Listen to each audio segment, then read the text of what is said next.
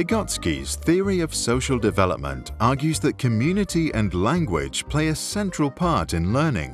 While Jean Piaget concluded that children's cognitive development happens in stages, Vygotsky rejected his ideas and believed that children develop independently of specific stages as the result of social interactions. Vygotsky claimed that we are born with 4 elementary mental functions: attention, sensation, perception, and memory.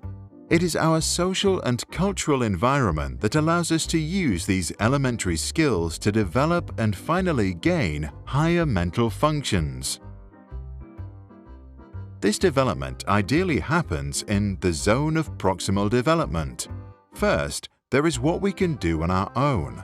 Then, there is the zone of proximal development, which represents what we can do with the help of an adult, a friend, technology, or what Vygotsky called the more knowledgeable other. Last, there is what's beyond our reach. To illustrate this, let us think of twins who were raised in a community in which boys are expected to learn and succeed, while girls are only expected to be pretty. At the age of 10 months, both have the ability to crawl and are in the zone of proximal development for learning how to stand on their feet. The more knowledgeable other, in this case the father, provides the boy with opportunities to practice in a playroom that he has equipped with scaffolding and other objects. The boy is encouraged to explore the equipment, and eventually he uses it to pull himself up.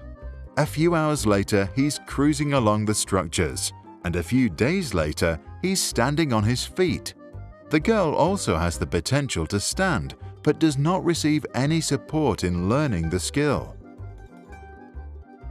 When we compare the two, we see that while the girl is still trying to get up, the boy has moved into a new zone.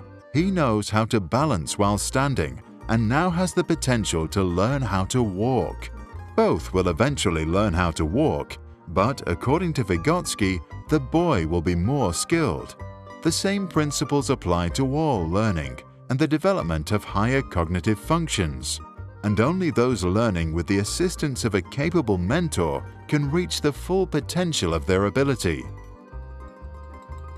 Vygotsky therefore believed that inside the zone of proximal development, learning can precede development, which means that a child is able to learn skills that go beyond their natural maturity. He also established an explicit connection between speech and mental concepts, arguing that inner speech develops from external speech via a gradual process of internalization. This means that thought itself develops as a result of conversation. Therefore, younger children who don't finish this process can only think out loud. Once the process is complete, inner speech and spoken language become independent. Lev Vygotsky died of tuberculosis in 1934 at the age of 37. Despite his young age, he became one of the most influential psychologists of the 20th century. He left the following advice for educators. By giving students practice in talking with others, we give them frames for thinking on their own. What do you think? Can a child learn anything regardless of any developmental prerequisites? And do we learn only through social and cultural contexts?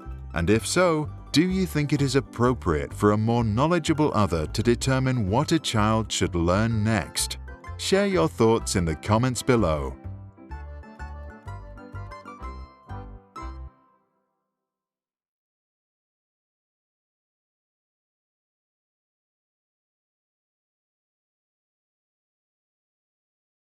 If you like this video and the way we explain the subject, subscribe to our channel.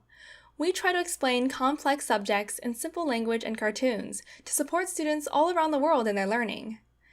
If you want to support us, you can go to www.patreon.com/sprouts and donate. Just $1 from many fans makes a big difference.